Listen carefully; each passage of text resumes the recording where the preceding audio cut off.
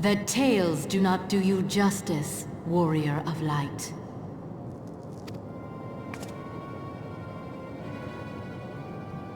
Yes, I know who you are, and you know who I am.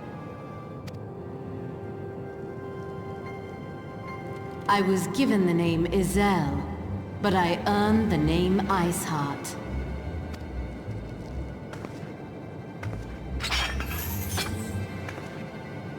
This endless cycle of hatred, of bloodshed, of sorrow. You would see it continue, O noble warrior of light. I would not. I will not. I will bring an end to this war between dragon and man, no matter the cost. In time, you will come to understand that what we do for the greater good.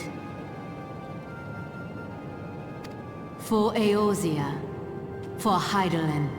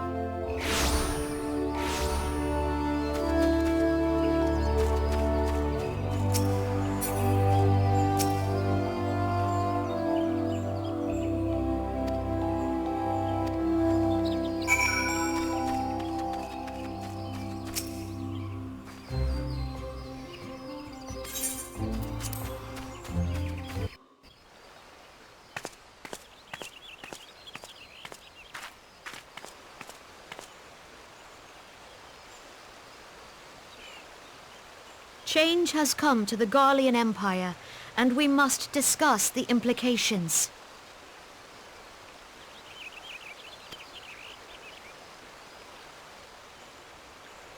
The rumors are true, then? The War of Succession is ended?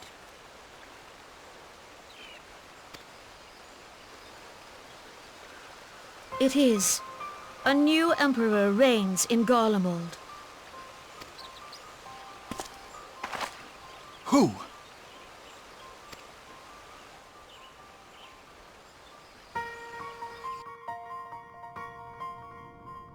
The birth and all too rapid expansion of the Garlean Empire is commonly attributed to the strategic brilliance of Solus Zosgalvis, yet he did not rule alone.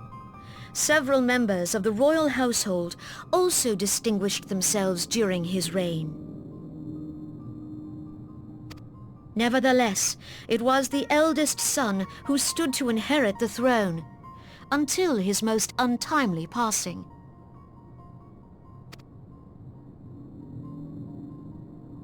I thought us fortunate when I learned that the Emperor had died without naming a successor.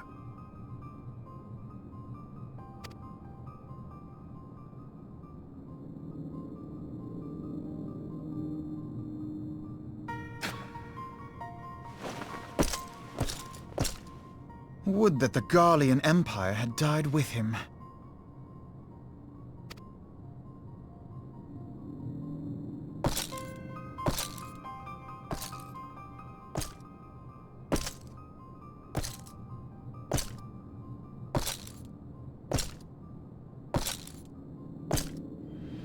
'Twas the grandson and his uncle who had the strongest claims, was it not?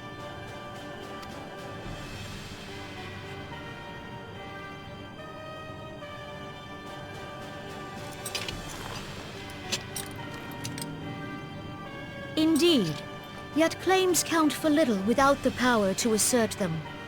High Legatus Varus Ye Galvus is a respected military leader. Not so his uncle.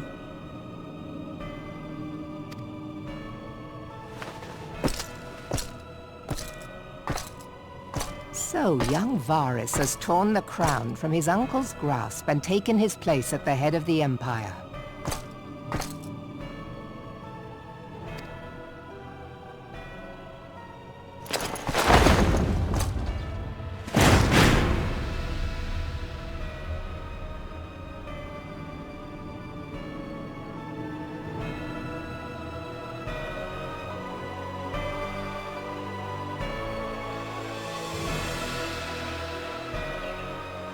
Given the troubled nature of his succession, the new emperor will require time to seal his grip on power.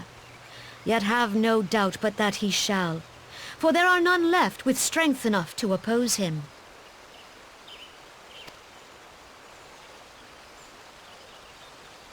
Since the success of Operation Archon, the remnants of the 14th Legion and the forces occupying Alamigo have done naught but fortify their positions.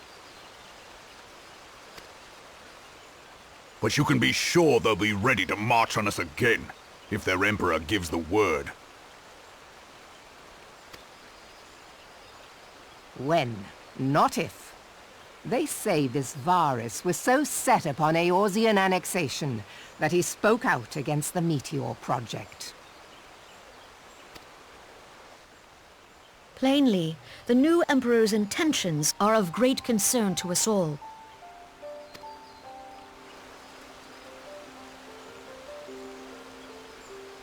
I propose that we set aside the Cartno dispute for the present, and discuss what measures the Alliance might take to prepare for a resumption of hostilities with Garlemald. Moreover, I move that we re-examine the question of how our former allies in Ishgard might be persuaded to retake their place at our side. Could Eorzea but stand as one, 'twould deal a grave blow to our enemies' ambitions.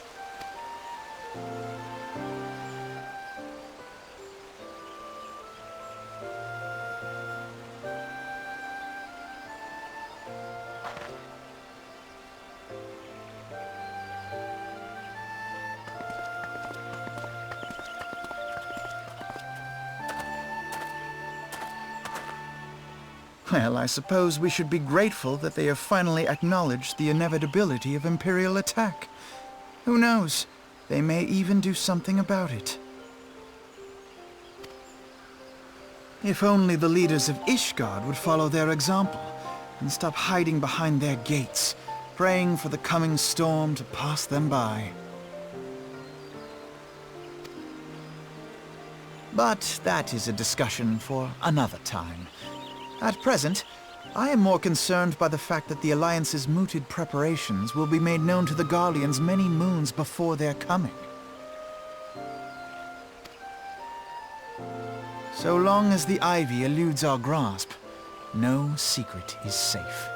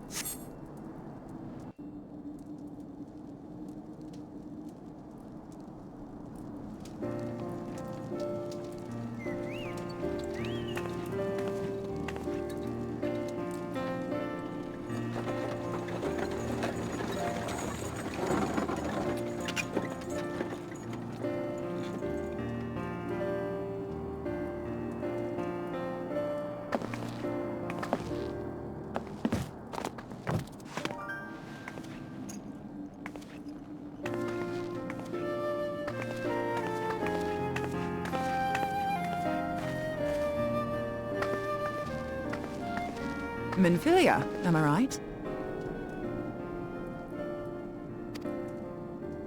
None other. I bid you welcome to Revenant's Toll, and thank you for traveling so far on such short notice. As if I could ever say no to Eorzea.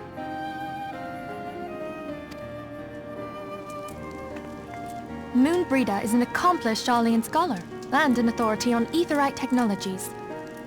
She has played an invaluable role in our search for a means to capture Ascian souls. Charmed, I'm sure.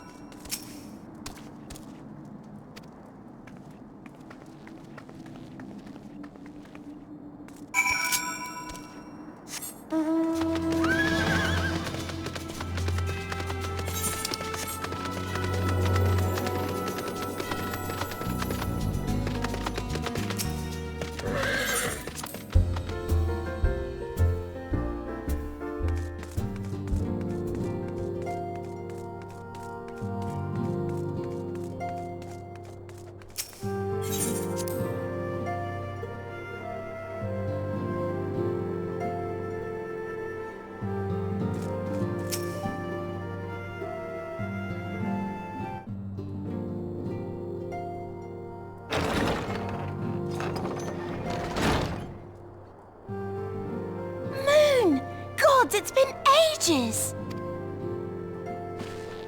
Oh, longer, sister! A joyous reunion indeed. Well, of course it is. Moon and I are like twin sisters. Save in appearance and aptitude.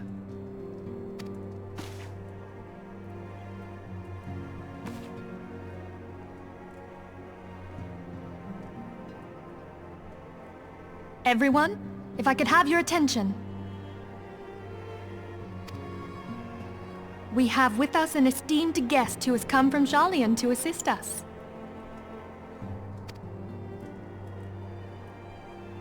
I bid Moonbreeder join us here that she might share with us her extensive knowledge of aetherites.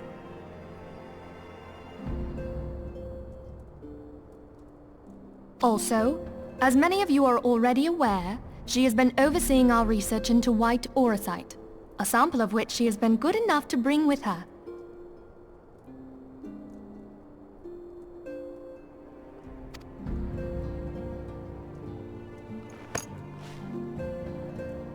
Well, I had to come, didn't I? You'd have to be bloody daft to turn your nose up at a chance like this. Where better to conduct my final tests than a land so steeped in ether you can taste it?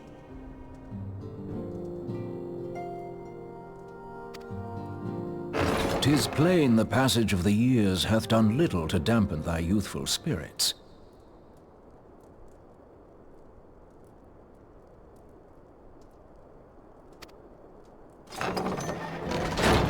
And nothing at all to reform thy youthful manner.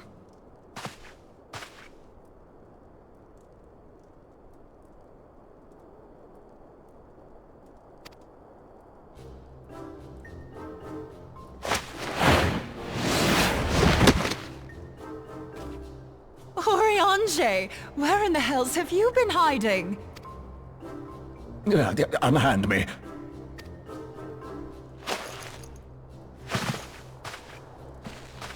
I come all this way, and that's what you have to say to me.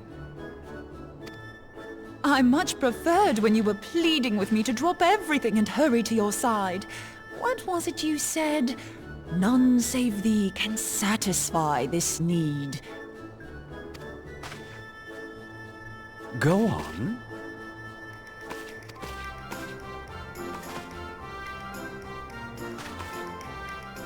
Thine artless attempts to misrepresent mine all too innocent motives do thee little credit.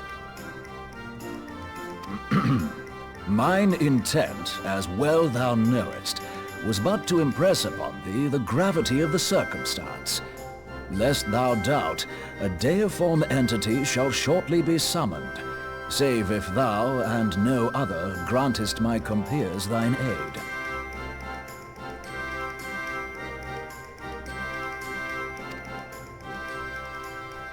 You still haven't found it then, your missing aetherite?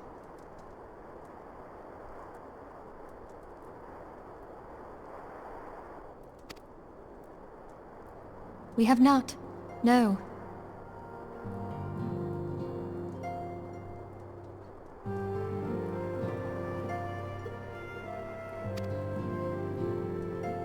We know that Iceheart teleported to an aetherite not far from the first. Yet even after careful analysis, we could not locate the second beacon. We now suspect that the heretics destroyed the second aetherite to impede our pursuit. Our allies continue to scour Snowcloak for Iceheart's sanctuary, but we have no guarantee that they will find it. Yet it must be found, for even now Iceheart prepares to call upon Saint Shiva. I'm sorry, but if the aetherite's been destroyed, then that's that. Although, you're absolutely sure she used the first aetherite, are you? She didn't just use teleportation magics? One of our own bore witness to her escape. I can say with absolute certainty that Iceheart used the aetherite.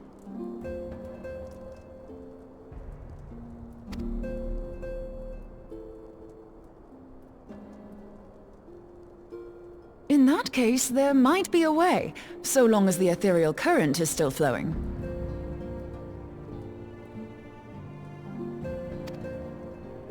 Truly? How?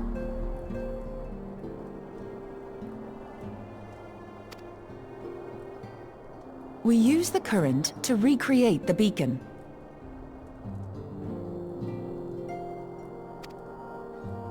As you know, aetherites are a bit like lighthouses. We use them to reconstitute our physical forms when crossing the ethereal sea. Without them, we'd lose all sense of direction and our essence would dissipate. However, we don't rely solely on these beacons.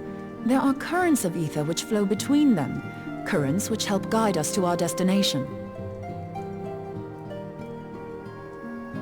Now, these currents will gradually dwindle away to nothing if an aetherite is destroyed.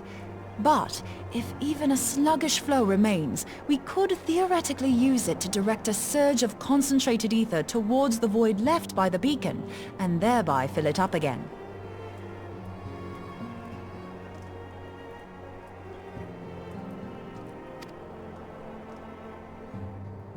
Like opening the floodgates to fill a dry riverbed. Though, correct me if I'm wrong, but would we not need a veritable reservoir of ether?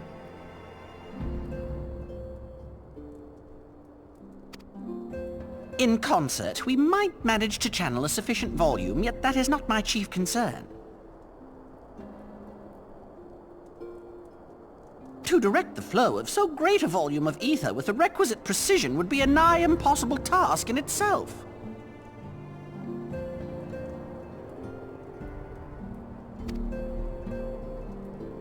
I barely succeeded in facilitating travel to an unattuned beacon.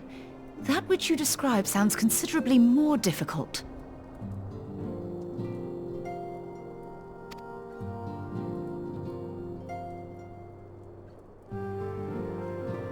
And dangerous! Every person who has attempted to teleport in this fashion has died in the process.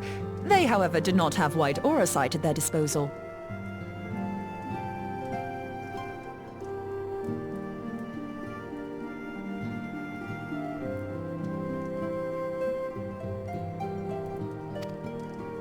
I can use it to channel all the ether you can give me into the aetherite. However, white aura sight cannot retain ether for an extended period of time, so we would need to infuse it immediately beforehand.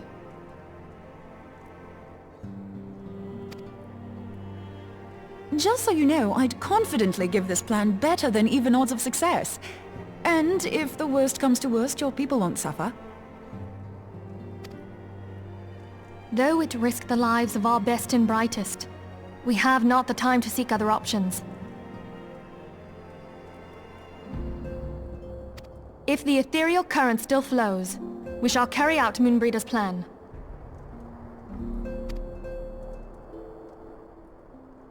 That's the spirit. Let's roll the dice.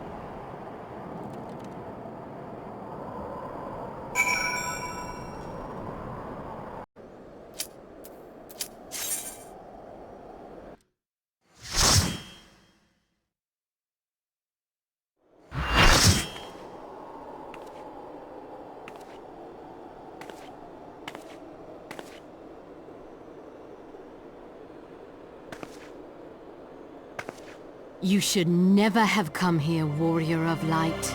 I labor only to forge a lasting peace. A peace you would deny us out of ignorance and blind faith. No matter.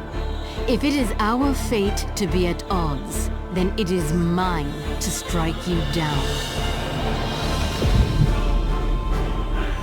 We whom gods and men have forsaken shall be the instruments of our own deliverance. Partake of my flesh. Fill this vessel with your light. Walk amongst your brothers and sisters once more. Oh, Saint Shiva, still the hatred within our hearts and bless us with eternal grace.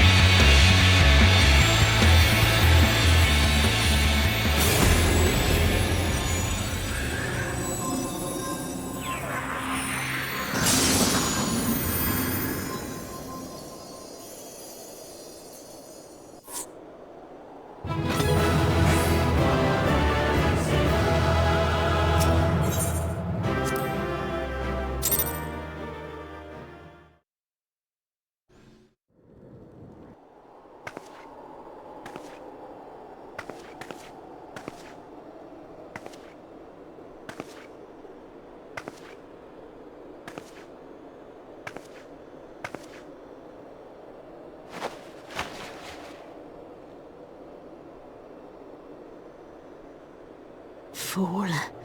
Blind, bloody fool.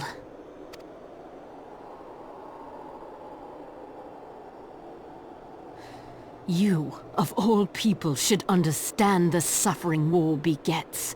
That no sacrifice is too great if it brings an end to the violence. Mine is the righteous cause.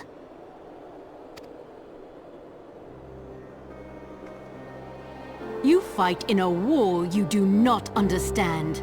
A pawn of liars and schemers. And they are no less ignorant than you, following the creed of their fathers without question, never thinking to ask why. Trapped in a delusion of their own creation, and blind to the truth.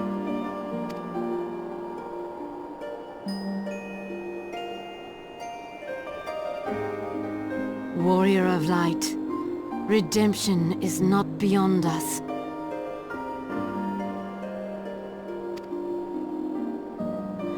We who walk before may lead those who walk after.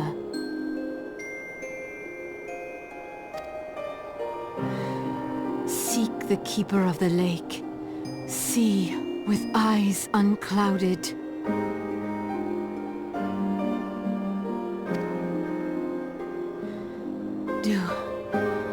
Do not squander Mother's gift.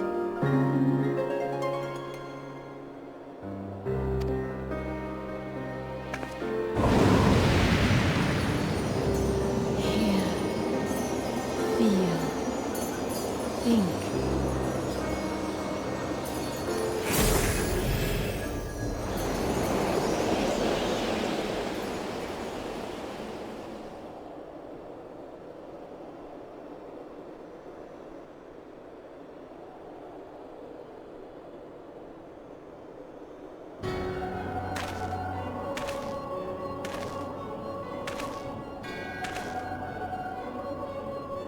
And so the vessel withdraws, a predictable outcome.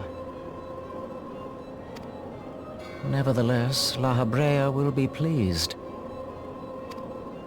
How unfortunate.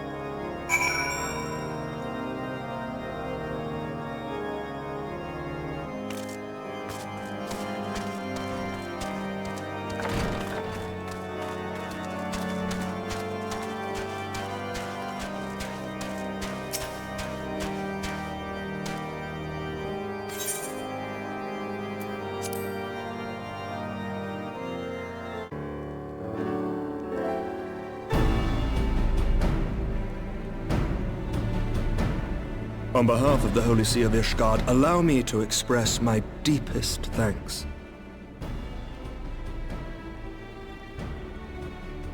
Never before have we been required to contend with a primal. Indeed, there were fears in some quarters that our knights might not be equal to the task.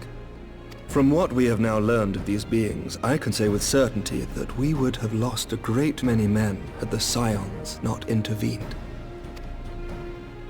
Then the argument for preemptive action should be self-evident.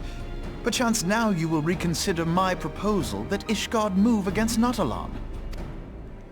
Ere we first met, a similar proposal was tabled, but the Holy See decreed that we were to observe, and that military action should be taken only in self-defense. All things considered, it was not an unreasonable decision. Since the calamity, 2 vigils have fallen to the Horde, while Garuda has never shown any inclination to storm the gates of judgment. Which is why this unprecedented crisis and its resolution may prompt a change in policy. You who have faced these primals know well the threat they pose. Ishgard did not. Not until now. And there is naught like a brush with death to change a man's outlook. At the very least, this should silence any lingering objections to our arrangement with Revenant's Toll. The Holy See may even feel moved to grant us its formal endorsement. So far as it is possible, the Scions shall be compensated for their service. We should be grateful for any aid you can provide. As a gesture of good faith, I shall withdraw my previous request. Your people are doubtless needed elsewhere. That will not be necessary. We too have a vested interest in watching Dravania's movements. I see. Once more, I must thank you. Sir Emmerich, if I may, do you truly believe that Midgard-Zoma could return?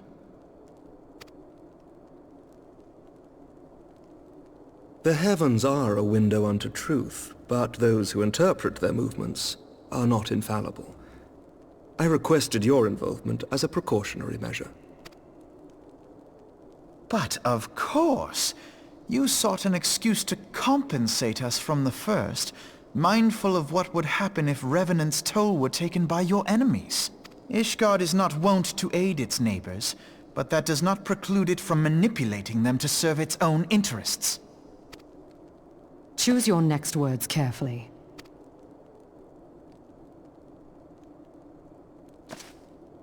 Do you know what sort of man becomes Lord Commander of the Temple Knights? One who comes from good stock. I did not. Yet here I am now. Why do you suppose that is? Because I swiftly learned to tell the difference between words, deeds, and beliefs. You are correct, Master Leveilleur. Ishgard desires to see Revenant's Toll flourish, as it would present a troublesome obstacle to our enemies from the south. We are so glad to be of use to you. As we are to you. Ours is a mutually beneficial arrangement, lest we forget, one born of necessity.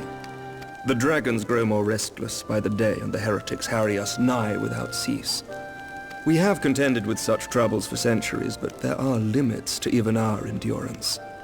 Yet as a pauper is loath to part with his meager possessions, the leaders of Ishgard are not wont to render up their trust to outsiders. But with perseverance on our part, they may yet be made to see the light. Nevertheless, one must take care when walking the road less traveled. Wise words, Sir Emmerich. I shall make a point to remember them. I must apologize for my earlier outburst. I hope it will not sour our good relations. Not at all. You but spoke from the heart. I trust you understand that at times my duties may prevent me from meeting with you. On such occasions, my second-in-command will speak for me. Lucia, at your service. Pray excuse our reticence. We are but wary of speaking too freely. lest our sentiments be made known to our enemies. Know that the Lord Commander and I are of one mind. For the sake of Ishgard, and of Eorzea at large, I pray our peoples can put aside their differences. Those who dwell in the past risk losing sight of their future. Should aught befall one of our shipments, pray inform Lucia immediately. You may also relay to her any words you might have for me alone. Not being of Ishgardian birth, she owes no allegiance to any noble house, making her as near to incorruptible as one can find in my homeland. Suffice it to say, I trust her completely, and so may you. Which reminds me, Lord Orchefort, if you would be so kind? Certainly.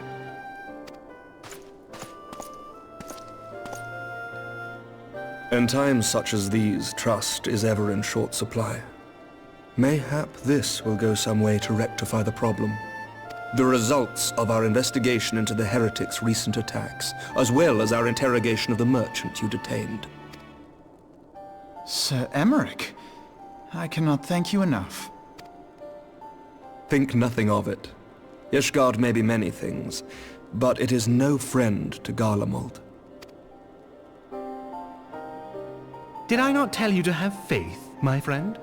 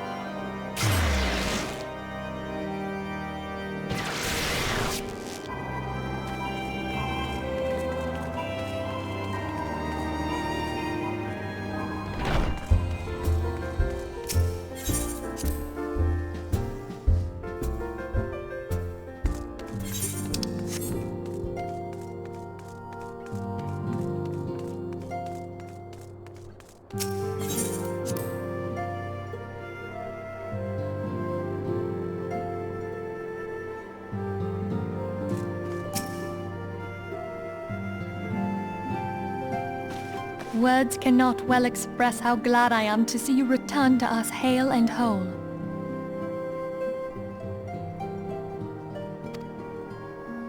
Needless to say, I am most eager to hear your account of that which occurred in Kurthis, assuming you're ready to speak of it.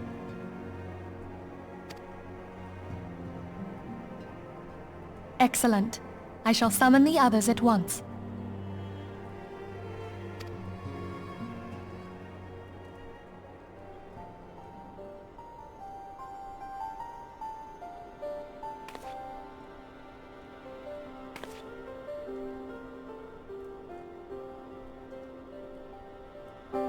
Iceheart used her own body as a vessel for a primal soul? Master Louisoir's writings make no mention of such a possibility. Can we be certain this entity was a primal? As certain as we can be that good King Mogglmog XII was a primal, I should think. Both were ostensibly summoned. Let's not quibble over definitions. Of more concern is the implication that Iceheart retained her will, even after she was possessed. We are talking about a mortal, wielding the power of a primal. It can't possibly be that easy, can it? There must be some sort of sacrifice required. Or maybe she's just special? What qualities this woman possesseth, I know not. But full sure am I that she was groomed for this role. Few are privy to the secrets of summoning, and but a single party standeth to profit from their dissemination. Well, I wouldn't presume to comment on how the lass came to know about summoning, but I will say that what she summoned was a primal. The readings were the same, or near as damn it. Strange as it all sounds, it's really no different from what you've faced before. Then mayhap it is time that we re-examined our previous encounters. Pack your things, Ida. We're going back to Gridania. Yes, sir.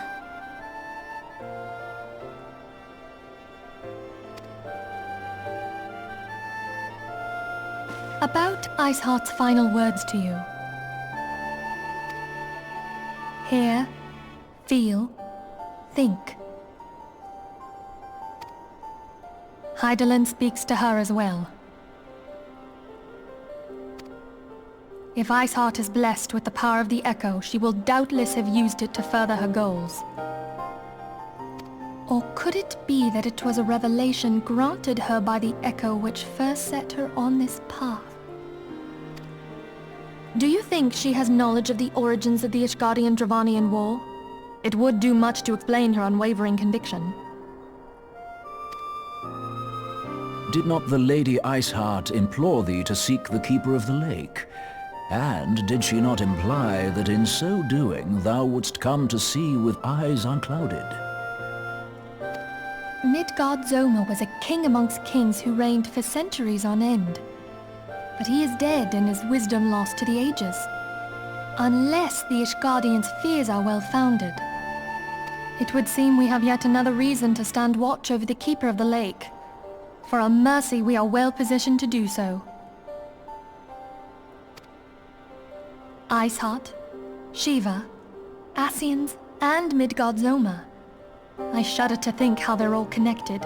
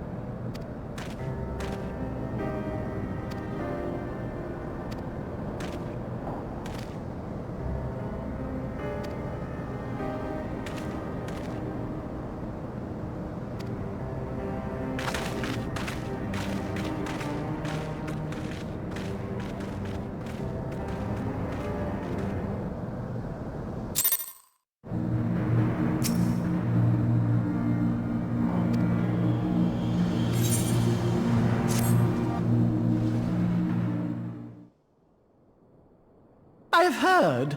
Truly bothersome business. No, I do not foresee a problem on that front. The main concern is Roban. There is no telling what the brute might do. Have the blades watch him in the flames day and night. You may leave the Sultana to me. I shall personally attend her grace.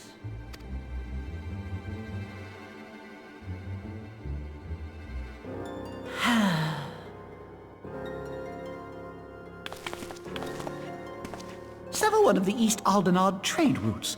That ought to keep Lolorito occupied for a while.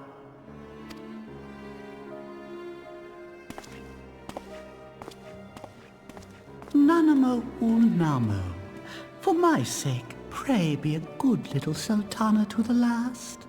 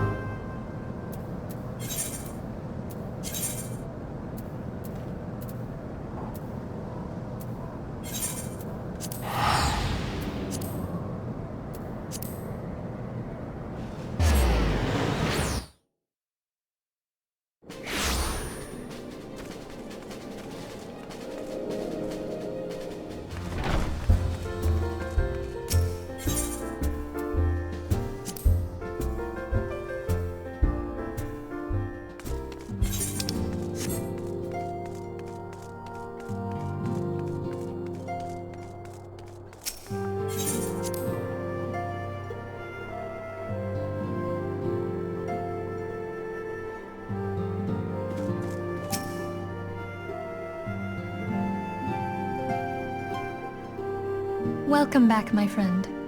I have already received word from Alfino. To think that Flame Marshal Huayu was the Garlean agent. I know not what to say. Together with Robon, Eileen lent us much-needed aid at the time of our Order's founding. She was particularly passionate about the need to tackle the primal threat. When we discussed the subject, her eyes fairly shone with determination. Whatever else she may have been, I choose to believe that it was her true self with whom I spoke then. But now is not the time to dwell on such matters. I have an important announcement to make regarding our effort to defeat the Ascians. We shall begin as soon as everyone is assembled.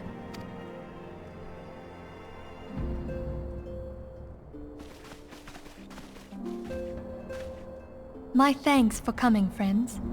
Moonbreeder, the floor is yours. By now, I'm sure you're all familiar with white auracite, the miraculous material that'll allow us to capture Ascian souls. Back at Snowcloak, we verified its ability to absorb vast amounts of ether. Alas, it leaves something to be desired in the area of stability. The stone can only store ether for a short while before expelling its contents. In addition to auracite's inherent limitations, we must needs be wary of our enemy's strength. Our foe draweth upon an infinite wellspring of power. Even should we succeed in entrapping him, the stone will not long contain his wrath. Meaning that, if we want to kill the swine, we'll have to be quick about it. 'Tis our belief that an Ascian soul may be permanently undone, if smitten by a sufficiently concentrated burst of pure ether. The only trouble is, we can't say for sure how concentrated the burst needs to be. Without knowing how much ether an Ascian soul is composed of, we're basically guessing. Our sole clue lieth in thy struggle with La Hebrea. During that encounter, Hydaelyn bid you forge what she called a Blade of Light, a weapon which took the form of a luminous stream of energy. Based on your description, we believe the blade with which you vanquished your foe was composed of ether. Admittedly, your victory proved ephemeral, as La Habrea was able to use a crystal of darkness to flee into the space that lies between our world and the void. The fact remains, however, that Hydaelyn placed the means to destroy the Ascians in your hands. Be that as it may, it would be unwise to assume that she will do the same when we next encounter such a foe. Quite so, my lady. We must needs find the means to forge our own blade of ether, one to equal that which Hydaelyn did benevolently bestow upon her champion. That is all well and good, but it seems to me that producing such a blade will require a prodigious quantity of ether. Whence will it come, pray tell? Oh, what if we had 2 pieces of white orosite? One to trap the Ascian, and the other to store the ether for the blade. Oh, nice try. But it's as I said, the stone won't hold ether for any length of time. We'd still need to collect the stuff there and then, sorry to say. And therein lies the rub. Finding a way to create the blade whenever and wherever we choose. 'Twould seem more research is in order. I'm going to linger a while, perform a few more tests on the orosite. And I could do with some help. Eorzea, why don't you lend me a hand? Mine apologies, but I am required at the Waking Sands.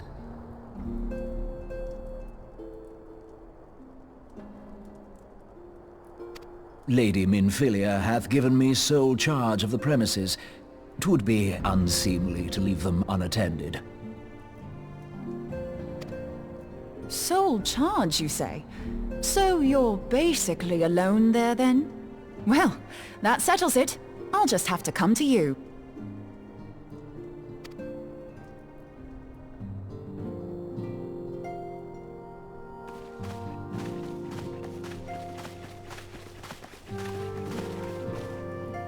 While you were afield, word arrived from the Sharlayan motherland.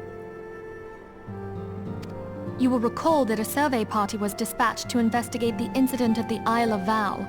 What they discovered was troubling, to say the least.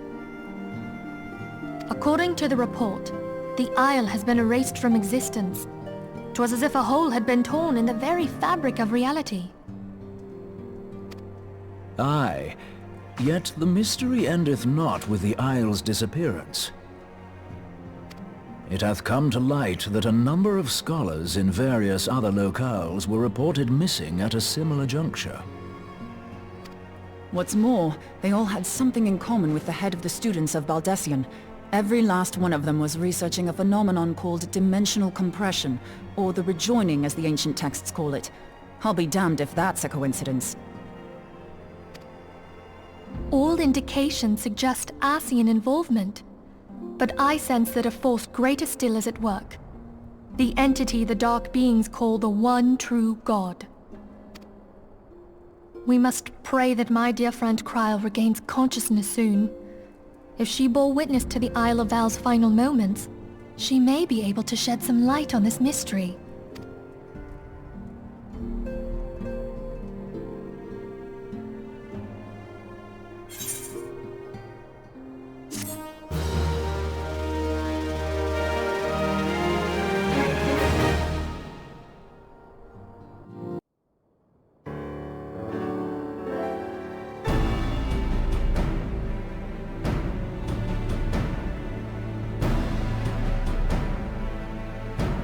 Following the calamity, the forces of the 14th Imperial Legion entrenched themselves in strategic locations across Eorzea.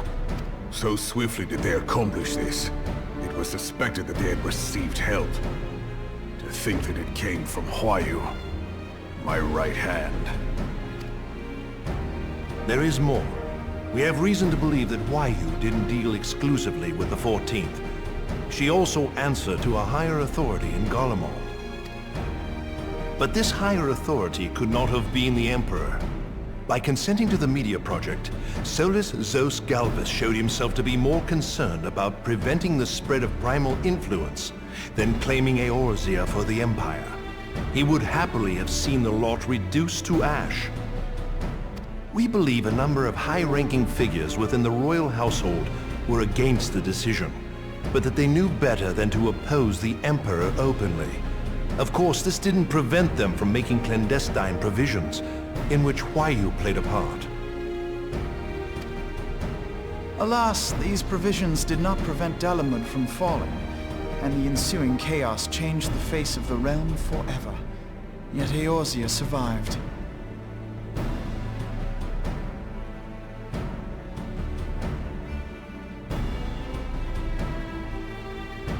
To all intents and purposes, the Meteor Project had failed, and the Empire was left to rue its lack of a decisive means to eliminate the primals.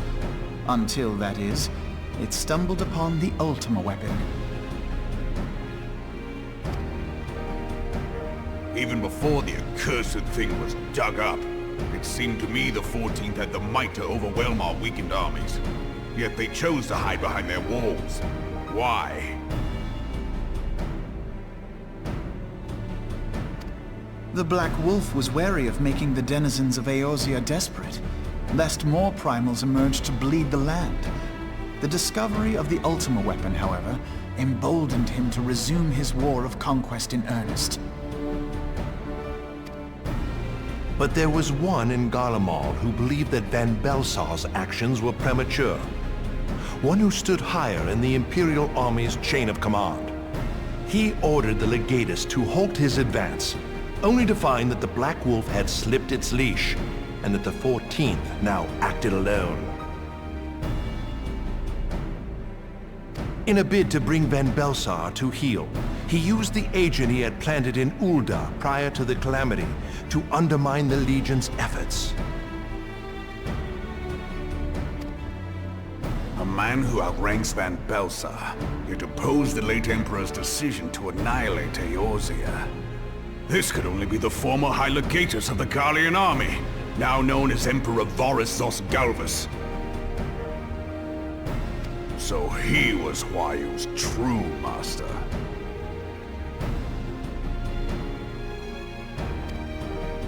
But one of several in actual fact. We've learned that even as Huayu served the Empire's interests, she sold Imperial secrets to a certain faction in Eorzea. In so doing, she helped to maintain the status quo, thus prolonging the conflict. Considering who stands to profit from war, it isn't hard to imagine who her other masters were. Seven hells! You mean to say that she was a double agent?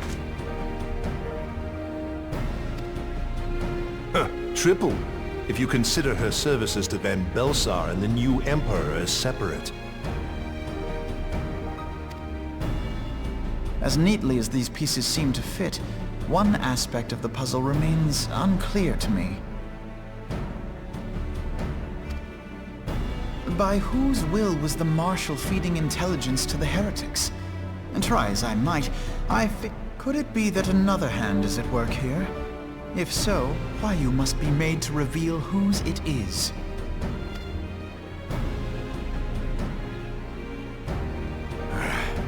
Not only have I lost a trusted friend, now I must interrogate her as a stranger.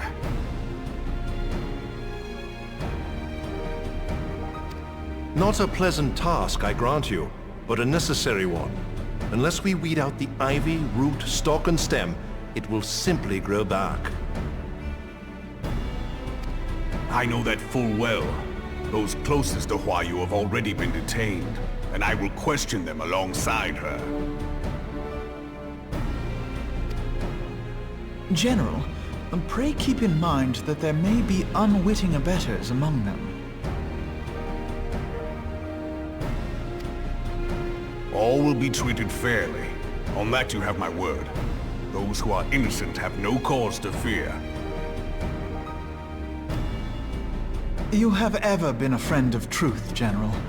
I hope the unpleasant task of weeding out falsehood will not detain you too long.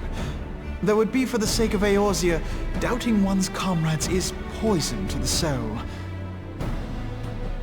And with that, I take my leave.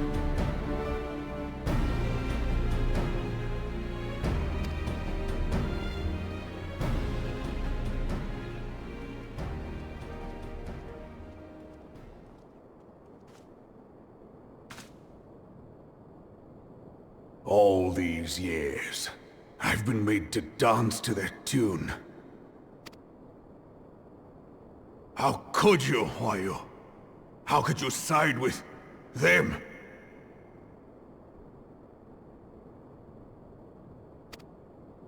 Those cankers who take from this land and give naught in return, who use their power to disempower and grow fat while the people starve.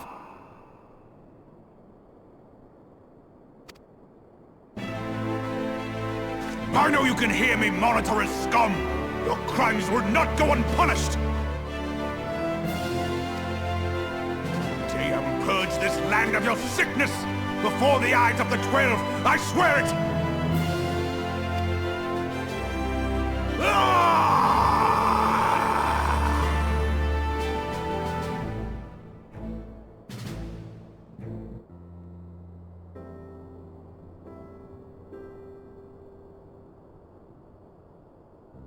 I shall have no further need of you this day.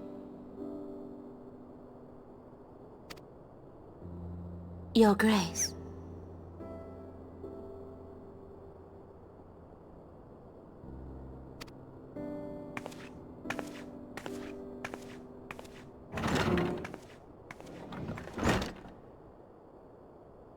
I fear that not even mine own chambers shall remain private for long.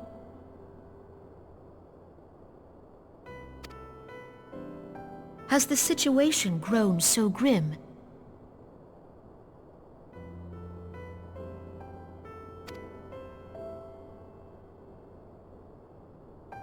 Ever since he proposed the Cartona Reclamation Bill, Taleji Adeleji has risen to greater prominence upon the backs of impoverished refugees. The monetarists were ever united in their pursuit of profit, but the man's actions have torn a rift in their ranks. They snap at each other as rabid dogs. Yet now is not the time to be bickering among ourselves.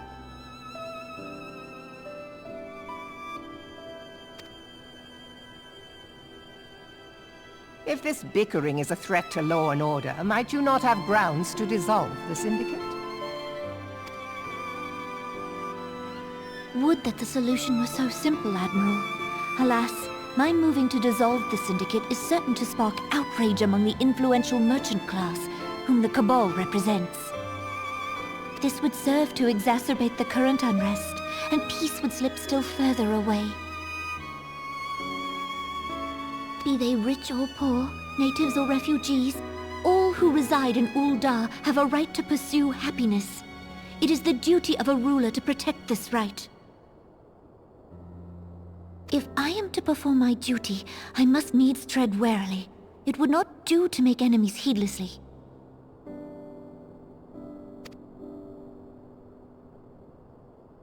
Were Lord Lolorito here, he would doubtless say that I have my head in the clouds. A ruler is required to take a wide view. Try as we might to cater to all needs, some will inevitably be overlooked. As such, there shall ever be citizens who feel aggrieved. It cannot be helped. But as you have informed us, the monetarists take no view but their own. They hunger for power while the masses starve. In the absence of a common cause, it seems beyond any one individual to make Ul'dah whole. And the presence of a Garlean agent within the immortal flames only makes matters worse. Even accounting for Ul'dah's historic reliance upon mercenaries, such a grievous breach of security is unprecedented. I fear this business will provide the monetarists with a rod to beat Rauban.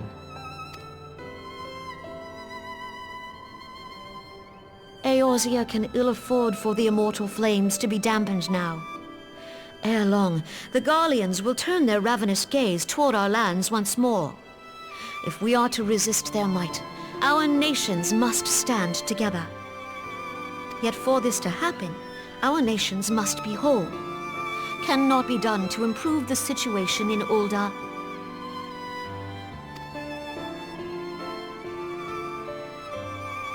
The true wealth of Ul'dah lies in the health, happiness, and hopes of her citizens. Alas, The citizens shall never know these things, so long as their lives are ruled by the ambitions of the few. The monetarists claim to represent the best interests of the people, but in sooth they desire only to manipulate them for their own selfish ends. For the government to serve the people, it must be formed of the people. For Ul'dah to move forward, it is not only the Syndicate that must be dissolved.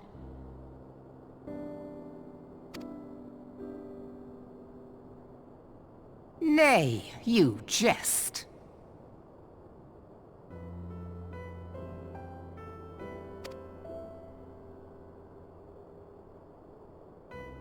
My friends, it was for no other reason than to make known to you mine intent that I requested your presence here. When I make my declaration to the people, chaos shall inevitably ensue.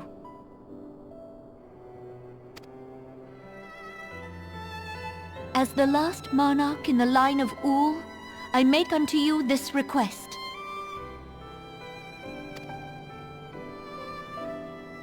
Help Roban to preserve order, and protect the people. Forsake them, and you forsake yourselves, for a strong Eorzea will ever have need of a strong Ul'dah.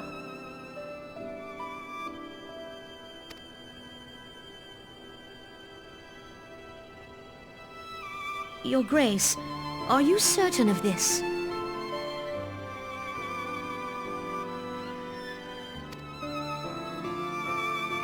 There is no other way. When the time is right, the nation shall become a true republic. Both royalists and monetarists shall cease to be. Ul'dah will no longer belong to kings or queens or merchant princes, but to her people.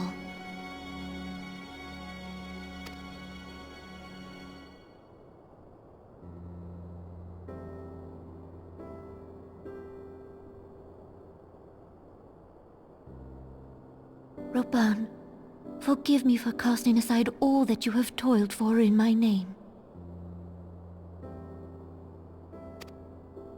Beyond this gesture, I am powerless to help my subjects.